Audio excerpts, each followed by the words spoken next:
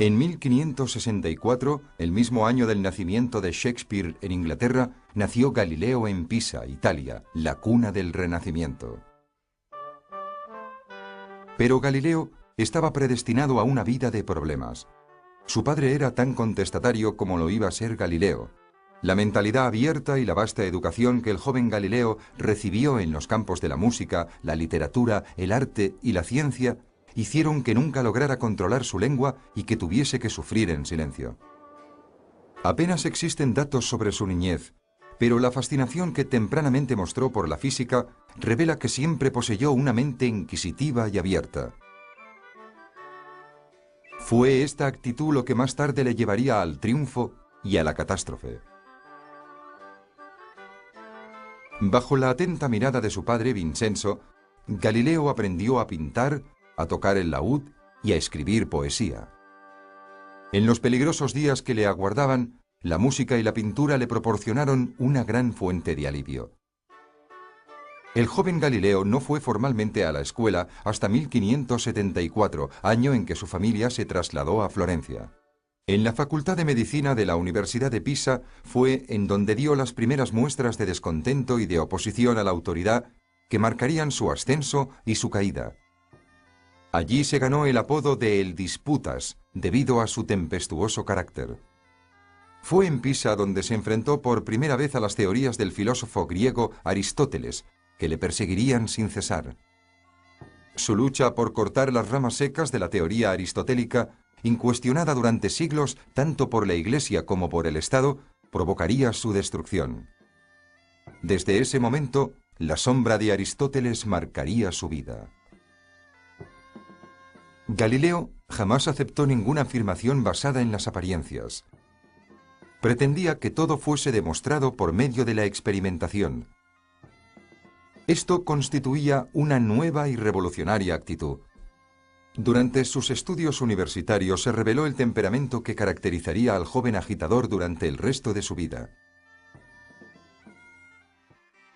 Despreciaba el sometimiento ciego a la autoridad y vio que los estudios médicos estaban llenos de una absurda obediencia. Como resultado de ello, dejó la universidad en 1585 sin graduarse. La historia del péndulo muestra que Galileo estaba fascinado por la medición y por los problemas que planteaba la física. Sin embargo, Galileo era una fuerza desconocida en el mundo de la ciencia. Después de abandonar la universidad, se sumergió en el estudio de la física y las matemáticas, pero necesitaba reconocimiento y una cátedra de universidad para poder llevar a cabo sus investigaciones y continuar con sus estudios. Su frustración creció. A pesar de todo, centró su poder de análisis en los problemas de la gravedad y la flotación, cimentando las bases de su reputación. En 1588 fue invitado a pronunciar una conferencia en la Academia de Florencia.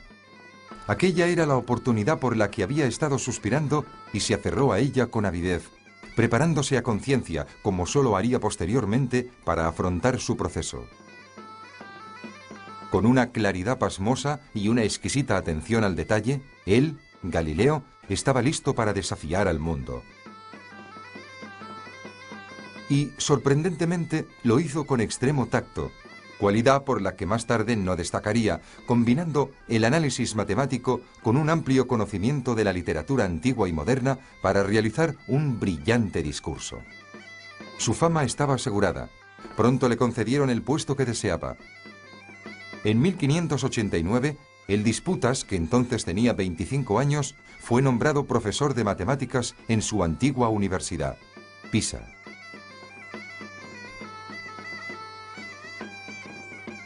Allí iba a hacer honor a su apodo.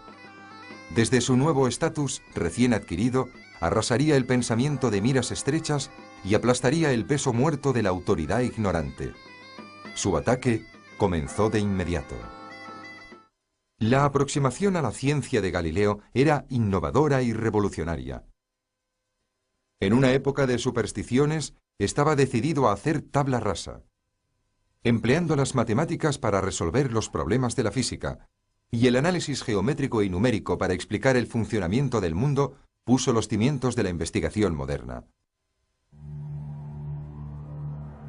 Sin embargo, en esta aproximación estaba la semilla de su ruina, ya que en su tratado, De Motu, en movimiento, escrito en esta época, se mostraba abierto a la idea de que la Tierra rota sobre su propio eje. De ahí a aceptar y defender la teoría formulada por primera vez por el astrónomo polaco Nicolás Copérnico, fallecido unos 45 años antes, solo había un paso. Copérnico había afirmado que la Tierra se movía a lo largo de una órbita alrededor del Sol y que no era el centro del universo. Es la doctrina heliocéntrica. La teoría de Aristóteles, que sostenía exactamente lo contrario, estaba en la línea de las enseñanzas de la Iglesia. Desafiarla significaba enfrentarse a la acusación de herejía y arriesgarse a la horrible muerte que dicha falta traía consigo. Era el desafío a esta teoría lo que hizo derrumbarse el edificio que Galileo había construido. La ciudad de Padua parecía ofrecer a Galileo todo lo que podía desear. Famosa por su libertad e independencia de pensamiento, daba la impresión de ser el lugar ideal para un nuevo comienzo y para la continuación de su trabajo.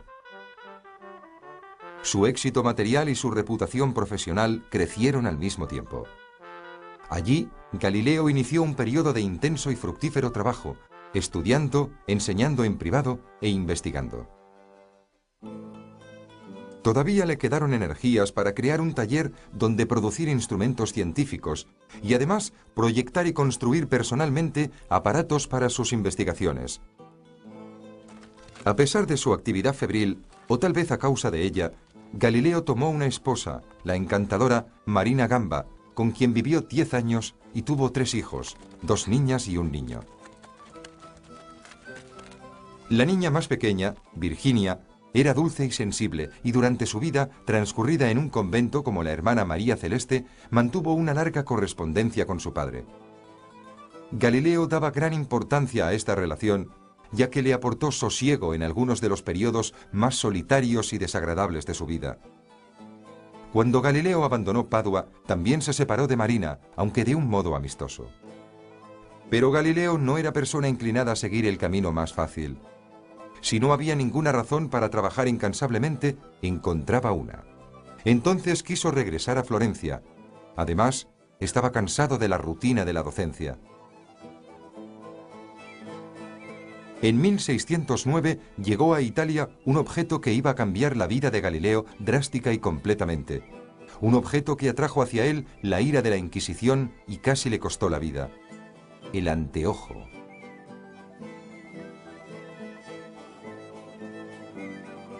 Aunque aquel anteojo era rudimentario y no era más que un juguete innovador, despertó un entusiasmo febril en Italia. Pero en manos de Galileo iba a alterar el modo en que la humanidad percibía el mundo de un modo profundo e irrevocable. Tan pronto como pudo, Galileo obtuvo una descripción del instrumento y aquella misma noche se dedicó a la construcción del primer telescopio. La oportunidad de dar su siguiente paso hacia adelante no iba a tardar en presentarse. Cuando el Senado estaba considerando si comprar o no uno de esos nuevos instrumentos, Galileo se ofreció de inmediato para construir uno mejor. Para su regocijo, el Senado aceptó esperar a ver lo que era capaz de hacer.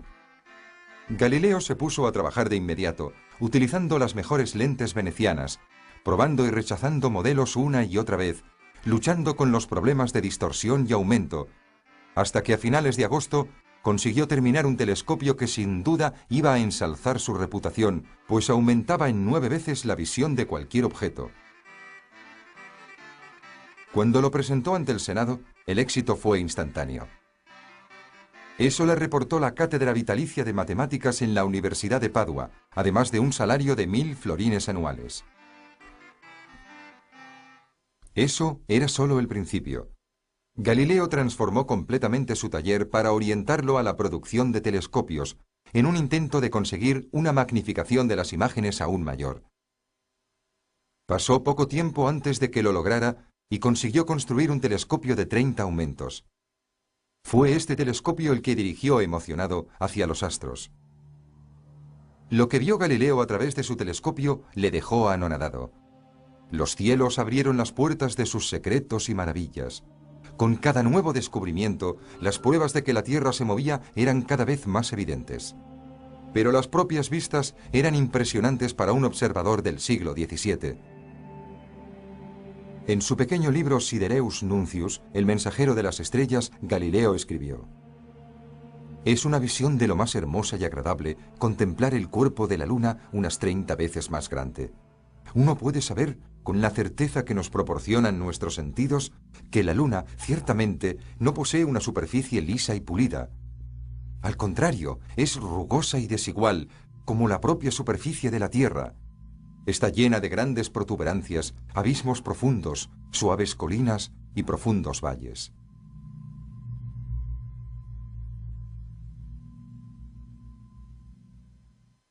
Aristóteles había afirmado lo contrario. Los descubrimientos se sucedieron a raudales. La Vía Láctea resultó ser una retahíla de estrellas. Había estrellas que jamás se habían observado antes. Tan numerosas, dijo Galileo, que casi está más allá de lo concebible. Luego descubrió que los 4 satélites de Júpiter, de hecho, orbitaban a su alrededor. Estaba a punto de remachar otro clavo en el ataúd de la teoría aristotélica. Aristóteles estaba equivocado. Galileo lo sabía y no tenía miedo de proclamarlo al mundo. Eso hizo con la publicación de Sidereus Nuncius. El libro se convirtió en un bestseller y en pocos meses se publicó una segunda edición. Galileo se hizo famoso de la noche a la mañana, su sueño se había convertido en realidad. Pero a pesar de su éxito, Galileo no se sentía más satisfecho que siendo un matemático desconocido. No lo estaba ni con el enorme aumento de su salario, ni con el título de filósofo y matemático del Gran Duque, ni con toda Europa hablando de él. Dimitió de su cargo en la Universidad de Padua y regresó a Florencia. Casi inmediatamente, sus estudios del cielo nocturno le llevaron al descubrimiento de que Venus debía orbitar alrededor del Sol y no de la Tierra, lo que confirmaba la teoría de Copérnico de una Tierra en movimiento.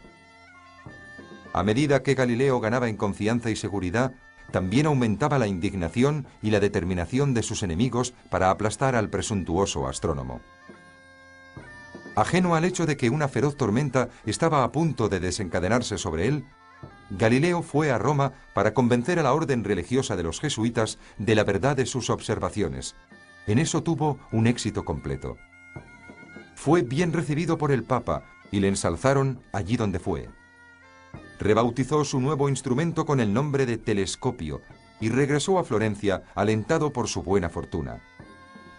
En Florencia, sus detractores se habían unido alrededor de un arrogante académico llamado Ludovico delle Colombe y habían elaborado un plan muy sencillo: dejar que las teorías iconoclastas de Galileo se convirtiesen en su propia trampa y le desacreditasen.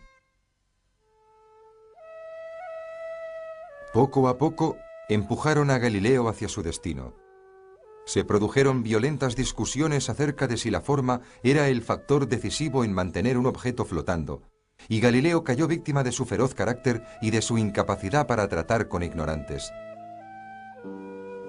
Galileo comenzó por poner en duda teorías claramente imprecisas, despotricando sobre los átomos de fuego que podían atravesar los cuerpos sólidos. Muchos esperaban que el espíritu mordaz de Galileo le conduciría al fracaso. Estaban equivocados y solo pudieron atraparle por medio de la corrupción y el soborno.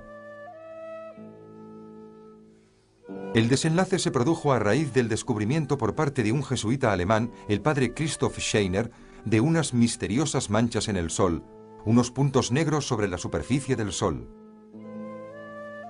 Cuando Galileo afirmó, probablemente con razón, que él las había observado antes, se metió de lleno en una controversia tan intensa como el calor del propio Sol. Algunos, dijo, han intentado privarme de la gloria que me corresponde, pretendiendo no haber leído mis tratados y, consiguientemente, reivindicando ser los descubridores originales de tan impresionantes maravillas. Scheiner se enfureció ante tal acusación. Como era de esperar, Galileo se dispuso a luchar del único modo que sabía, disparando su furia ciega. Ludovico delle Colombe colocó la trampa y esperó a que Galileo mordiera el anzuelo. Lo consiguió con una pregunta. ¿Es contrario a las Escrituras afirmar que la Tierra se mueve? Galileo vio demasiado tarde cómo la flameante espada que defendía la autoridad de la Iglesia se volvía contra él. Durante un breve periodo, Galileo consiguió girar las tornas y, dominando su ira y con aguda inteligencia, quitó el viento de las velas de Colombe con una brillante carta en su defensa.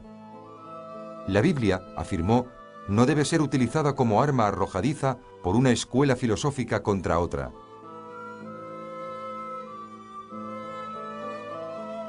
En diciembre de 1614, los oscuros nubarrones se cernieron sobre Galileo con una intensidad que ni siquiera sus satisfechos enemigos hubieran podido prever.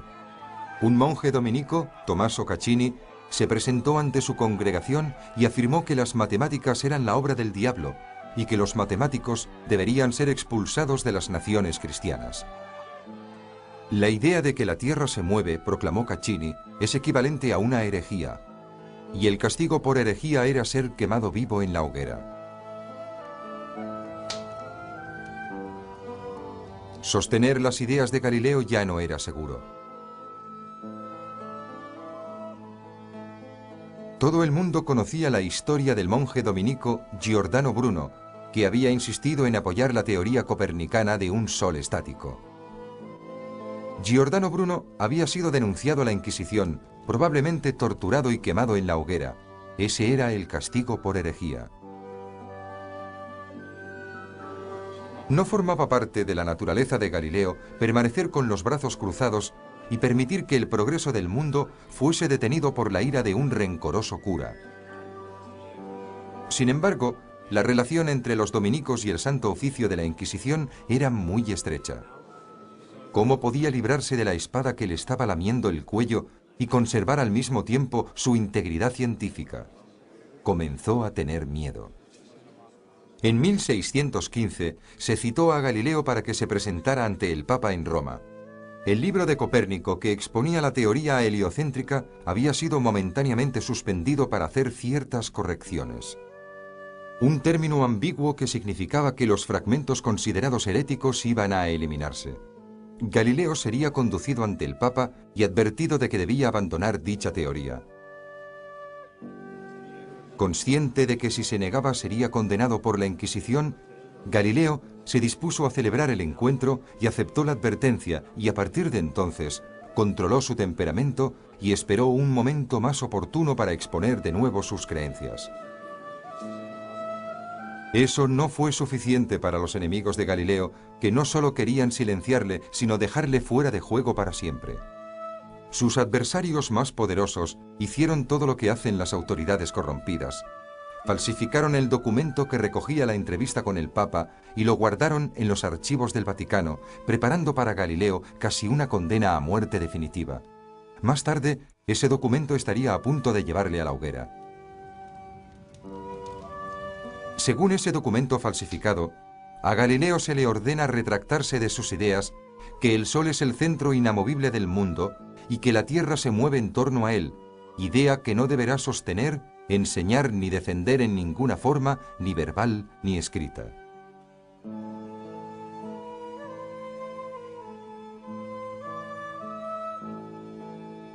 Sin embargo, en lo que respecta a Galileo, la copa envenenada había pasado y volvió de nuevo a sus experimentos científicos. Su interés en la óptica le llevó a la invención del microscopio, al tiempo que estaba concentrado en la medición de la aceleración de los objetos en caída. Pero la controversia continuó. Galileo era incapaz de mantener la boca cerrada cuando se le desafiaba, y sus escritos eran inimitables. Era un maestro de la prosa y de la sátira, claro y agudo como la hoja de una daga. El amigo de Galileo, Maffeo Barerini, se convirtió en el Papa Urbano VIII. El futuro parecía lleno de promesas, pero Galileo pronto iba a descubrir lo engañado que estaba. En 1632, cuando Galileo tenía 68 años de edad, terminó el Diálogo sobre los dos máximos sistemas del mundo, una disertación sobre todos los puntos que él trataba de defender. Fue un intento de volver a presentar su teoría de la Tierra en movimiento y una verdadera joya literaria. Galileo había calculado mal, y la aparición del libro fue como si se tirase de cabeza contra el suelo. El Papa Urbano VIII se enfureció ante aquel acto de abierto desafío. Los jesuitas, dando escape a años de resentimiento, hicieron todo lo que pudieron para avivar la ira del pontífice. El libro fue suspendido y sometido a un concienzudo examen.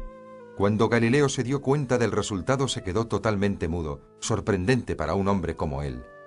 El diálogo fue considerado inaceptable para la Iglesia, pero todavía iba a suceder algo peor. El Papa convocó a la Inquisición, lo que condujo a Galileo a una situación realmente crítica. Galileo se encontraba en un estado de shock cuando la Inquisición de Florencia llamó a su casa con una acusación formal. Le ordenó que se presentara en Roma antes de 30 días para responder a los cargos que pesaban contra él. Era justo la noticia que más temía.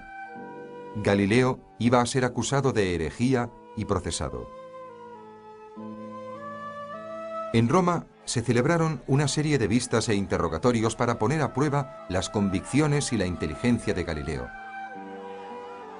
Como en la primera ocasión, y aunque estaba débil y enfermo, se defendió con habilidad y brillantez, intentando superar a sus detractores por medio de la oratoria. Pero ahora iban a obligarle a hincar la rodilla. No era aquel el momento para su prosa satírica. Estaba luchando por su vida, por su honor, por la verdad. De los archivos del Vaticano llegó el documento falsificado en el que se le ordenaban no sostener, enseñar ni defender la teoría copernicana en ninguna forma.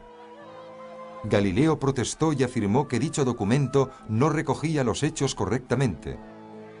Pero sus esfuerzos fueron en vano. Los diálogos iban claramente contra esa orden. No había salida posible. La Inquisición no se andaba con sutilezas. Sabía cómo hacer confesar a la gente. Buscaba un punto débil en el acusado, a menos que éste admitiese su culpabilidad. Sus amigos suplicaron a Galileo que se declarara culpable. Tragarse el orgullo y la vanidad, admitir haber olvidado que había sido advertido y abandonar la teoría de que la Tierra se movía para seguir vivo. Su vida estaba en sus propias manos. ¿Cuál iba a ser su decisión? No había posibilidad alguna de defender su postura. Para Galileo, la decisión era clara. ¿Valía la pena morir por la verdad? ¿Debía soportar la cárcel, la tortura y ser quemado en la hoguera por sus creencias científicas? ¿Debía sacrificarse por los principios que sabía que eran ciertos? En última instancia, ¿poseía el coraje para afrontar el martirio en aras de la ciencia? Con las llamas bailando en su mente y los gritos de otros herejes resonándole en la mente, Galileo compareció de nuevo ante el comisario general de la Inquisición y sus ayudantes. El orgulloso y arrogante indagador de la verdad iba a ser obligado a confesar su pecado. Su humillación fue completa. Mi error ha sido, lo confieso, la vanidad, la ambición de gloria, la pura ignorancia y el descuido. Y me confirmo en mi aseveración. No he sostenido ni sostengo como verdadera la opinión que ha sido condenada del movimiento de la Tierra y la inmovilidad del Sol. Si me concedieran, como yo deseo, los medios y el tiempo para presentar una clara demostración de ello, estoy listo para hacerla. Habiendo confesado, Galileo esperaba una sentencia clemente, pero su antiguo amigo, el Papa, quería venganza. Su deseo era destruir a Galileo. La sentencia fue severa. Postrado de rodillas, un hombre anciano y enfermo esperaba temblando de miedo bajo la larga túnica. Su sentencia de prisión se confirmó, al igual que la prohibición de su libro. Pero solo más tarde llegó la parte más dura para el orgulloso genio. Yo, Galileo, hijo del finado Vincenzo Galilei, florentino, de 70 años de edad, he sido declarado por el Santo Oficio culpable de ser sospechoso de reiterada y vehemente herejía. Eso es como decir que he sostenido y creído que el Sol era el centro inamovible del universo, y que la Tierra no era el centro y se mueve. Con sincero corazón y una fe ciega, abjuro, maldigo y aborrezco de los errores y herejías anteriormente mencionados.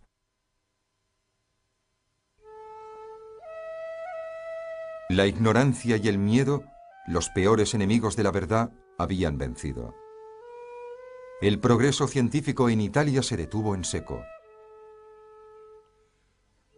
El consuelo de haberle sido concedido regresar a Florencia se vio empañado por otro golpe amargo. Su amada hija, la hermana María Celeste, cuya correspondencia asidua siempre le había reconfortado, murió en la primavera del año siguiente. Galileo estaba destrozado. Parecía que no deseaba otra cosa que reunirse con su hija fallecida. Pero el espíritu combativo de Galileo no podía ser completamente destruido. Poco tiempo después, un forastero escribió que Galileo y sus amigos, en particular un hombre llamado Piccolomini, estaban esparciendo papeles por el suelo con tanto entusiasmo que uno no podía más que mostrar admiración. A los 74 años, publicó Los discursos y demostración matemática en torno a dos nuevas ciencias relacionadas con la mecánica. Lejos de estar acabado, de nuevo se lanzaba a la guerra contra Aristóteles, como haría un niño castigado injustamente. Era otra obra brillante en la que abordaba algunos de sus argumentos preferidos: el movimiento, la aceleración, la mecánica y la filosofía de la ciencia. Su frase, cualquier fuerza imprimida a un objeto hará que dicho objeto mantenga un movimiento uniforme, permanece como uno de los pilares fundamentales de la física, demostrando lo avanzado que era el pensamiento de Galileo. Pero al final, cuando se debilitó su vista y se quedó ciego, ya no pudo continuar con sus experimentos. Tras vivir lo suficiente para concluir la construcción de su calculador de satélites, con el que pretendía marcar las posiciones pasadas y futuras de los planetas, la brillante luz de su penetrante y abrasivo genio comenzó a vacilar para luego extinguirse. Galileo, el azote de los estrechos de miras y los ignorantes, murió en 1642. La importancia de su trabajo, los principios que estableció en matemáticas y en física y que hoy afectan nuestras vidas, son reconocidos ahora, casi 400 años después, por la Agencia Espacial Norteamericana, la NASA, mientras la sonda Galileo abre aún más las fronteras del conocimiento científico, tal como hizo él en su tiempo. Aunque la fuerza de la ignorancia goza del poder para asestar una terrible venganza sobre aquellos que osan interponerse en su camino, Galileo Galilei, un artista, un músico, un filósofo, un matemático, pero por encima de todo un pionero y un rebelde, se atrevió a defender y enfrentarse a todos en su persecución de la verdad. Todos nosotros tenemos con él una deuda inextinguible.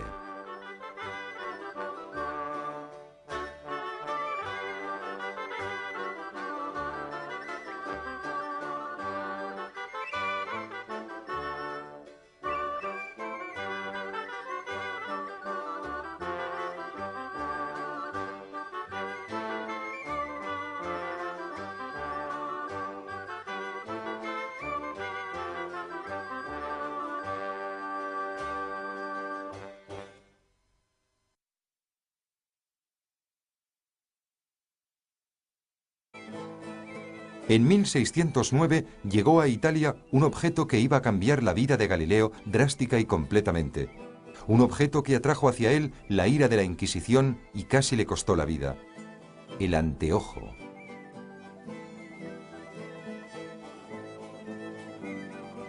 Aunque aquel anteojo era rudimentario y no era más que un juguete innovador, despertó un entusiasmo febril en Italia. Pero en manos de Galileo iba a alterar el modo en que la humanidad percibía el mundo de un modo profundo e irrevocable. Tan pronto como pudo, Galileo obtuvo una descripción del instrumento y aquella misma noche se dedicó a la construcción del primer telescopio. La oportunidad de dar su siguiente paso hacia adelante no iba a tardar en presentarse. Cuando el Senado estaba considerando si comprar o no uno de esos nuevos instrumentos, Galileo se ofreció de inmediato para construir uno mejor. Para su regocijo, el Senado aceptó esperar a ver lo que era capaz de hacer. Galileo se puso a trabajar de inmediato, utilizando las mejores lentes venecianas, probando y rechazando modelos una y otra vez, luchando con los problemas de distorsión y aumento, hasta que a finales de agosto consiguió terminar un telescopio que sin duda iba a ensalzar su reputación, pues aumentaba en 9 veces la visión de cualquier irse con su hija fallecida. Pero el espíritu combativo de Galileo no podía ser completamente destruido. Poco tiempo después, un forastero escribió que Galileo y sus amigos, en particular un hombre llamado Piccolomini, estaban esparciendo papeles por el suelo con tanto entusiasmo que uno no podía más que mostrar admiración. A los 74 años, publicó Los discursos y demostración matemática en torno a 2 nuevas ciencias relacionadas con la mecánica. Lejos de estar acabado, de nuevo se lanzaba a la guerra contra Aristóteles, como haría un niño castigado injustamente. Era otra obra brillante en la que abordaba algunos de sus argumentos preferidos: el movimiento, la aceleración, la mecánica y la filosofía de la ciencia. Su frase, cualquier fuerza imprimida a un objeto hará que dicho objeto mantenga un movimiento uniforme, permanece como uno de los pilares fundamentales de la física, demostrando lo avanzado que era el pensamiento de Galileo. Pero al final, cuando se debilitó su vista y se quedó ciego, ya no pudo continuar con sus experimentos. Tras vivir lo suficiente para concluir la construcción de su calculador de satélites, con el que pretendía marcar las posiciones pasadas y futuras de los planetas, la brillante luz de su penetrangulador de satélites, con el que pretendía marcar las posiciones pasadas y futuras de los planetas, la brillante luz de su penetrante y abrasivo genio, comenzó a vacilar para luego extinguirse. Galileo, el azote de los estrechos de miras y los ignorantes, murió en 1642. La importancia de su trabajo, los principios que estableció en matemáticas y en física y que hoy afectan nuestras vidas, son reconocidos ahora, casi 400 años después, por la Agencia Espacial Norteamericana, la NASA, mientras la sonda Galileo abre aún más las fronteras del conocimiento científico, tal como hizo él en su tiempo.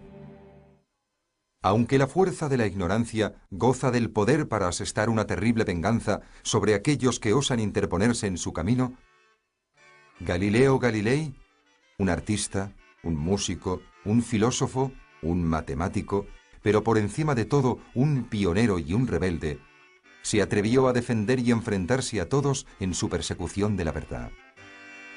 Todos nosotros tenemos con él una deuda inextinguible.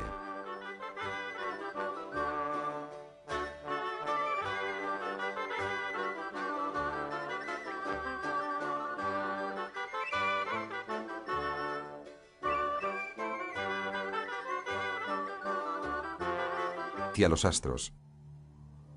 Lo que vio Galileo a través de su telescopio le dejó anonadado. Los cielos abrieron las puertas de sus secretos y maravillas. Con cada nuevo descubrimiento, las pruebas de que la Tierra se movía eran cada vez más evidentes. Pero las propias vistas eran impresionantes para un observador del siglo XVII. En su pequeño libro Sidereus Nuncius, el mensajero de las estrellas, Galileo escribió: «Es una visión de lo más hermosa y agradable contemplar el cuerpo de la luna unas 30 veces más grande. Uno puede saber, con la certeza que nos proporcionan nuestros sentidos, que la luna, ciertamente, no posee una superficie lisa y pulida. Al contrario, es rugosa y desigual, como la propia superficie de la Tierra. Está llena de grandes protuberancias, abismos profundos, suaves colinas y profundos valles».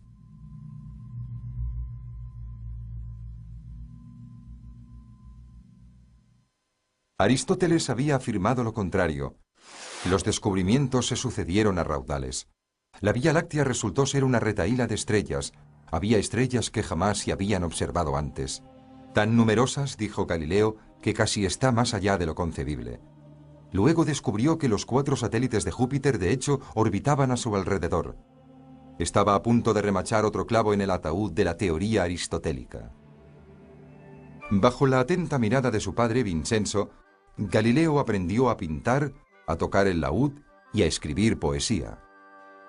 En los peligrosos días que le aguardaban, la música y la pintura le proporcionaron una gran fuente de alivio. El joven Galileo no fue formalmente a la escuela hasta 1574, año en que su familia se trasladó a Florencia. En la Facultad de Medicina de la Universidad de Pisa fue en donde dio las primeras muestras de descontento y de oposición a la autoridad que marcarían su ascenso y su caída. Allí se ganó el apodo de El Disputas, debido a su tempestuoso carácter. Fue en Pisa donde se enfrentó por primera vez a las teorías del filósofo griego Aristóteles, que le perseguirían sin cesar.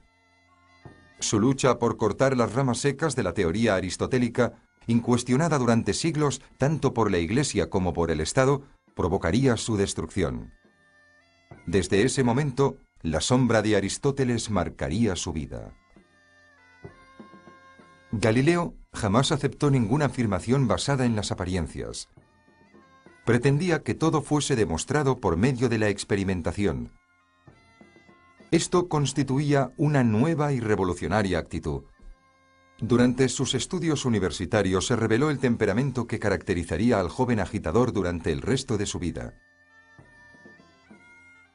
Anciano y enfermo, esperaba temblando de miedo bajo la larga túnica. Su sentencia de prisión se confirmó, al igual que la prohibición de su libro. Pero solo más tarde llegó la parte más dura para el orgulloso genio. Yo, Galileo, hijo del finado Vincenzo Galilei, florentino, de 70 años de edad, he sido declarado por el Santo Oficio culpable de ser sospechoso de reiterada y vehemente herejía. Eso es como decir que he sostenido y creído que el Sol era el centro inamovible del universo, y que la Tierra no era el centro y se mueve. Con sincero corazón y una fe ciega, abjuro, maldigo y aborrezco de los errores y herejías anteriormente mencionados.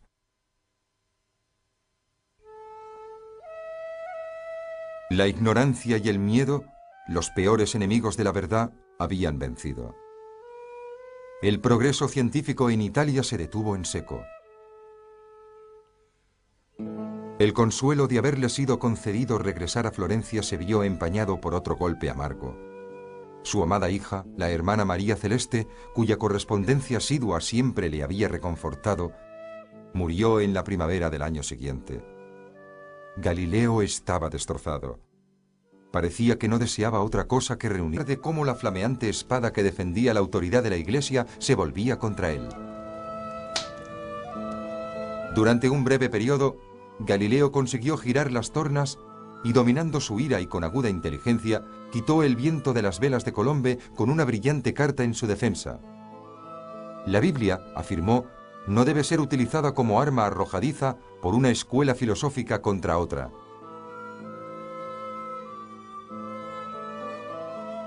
En diciembre de 1614, los oscuros nubarrones se cernieron sobre Galileo con una intensidad que ni siquiera sus satisfechos enemigos hubieran podido prever. Un monje dominico, Tommaso Caccini, se presentó ante su congregación y afirmó que las matemáticas eran la obra del diablo y que los matemáticos deberían ser expulsados de las naciones cristianas.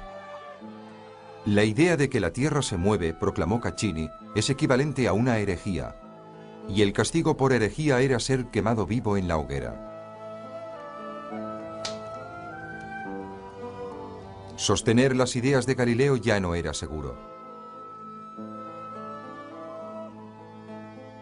Todo el mundo conocía la historia del monje dominico Giordano Bruno, que había insistido en apoyar la teoría copernicana de un sol estático. Giordano Bruno había sido denunciado a la Inquisición, probablemente torturado y quemado en la hoguera, en su antigua universidad, Pisa.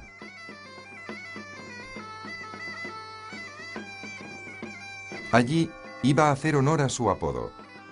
Desde su nuevo estatus recién adquirido, arrasaría el pensamiento de miras estrechas y aplastaría el peso muerto de la autoridad ignorante. Su ataque comenzó de inmediato. La aproximación a la ciencia de Galileo era innovadora y revolucionaria. En una época de supersticiones, estaba decidido a hacer tabla rasa, empleando las matemáticas para resolver los problemas de la física, y el análisis geométrico y numérico para explicar el funcionamiento del mundo, puso los cimientos de la investigación moderna. Sin embargo, en esta aproximación estaba la semilla de su ruina, ya que en su tratado, De Motu, en movimiento, escrito en esta época, se mostraba abierto a la idea de que la Tierra rota sobre su propio eje. De ahí a aceptar y defender la teoría formulada por primera vez por el astrónomo polaco Nicolás Copérnico, fallecido unos 45 años antes, solo había un paso. Copérnico había afirmado que la Tierra se movía a lo largo de una órbita alrededor del Sol y que no era el centro del universo. Es la doctrina heliocéntrica. La teoría de Aristóteles, que sostenía exactamente lo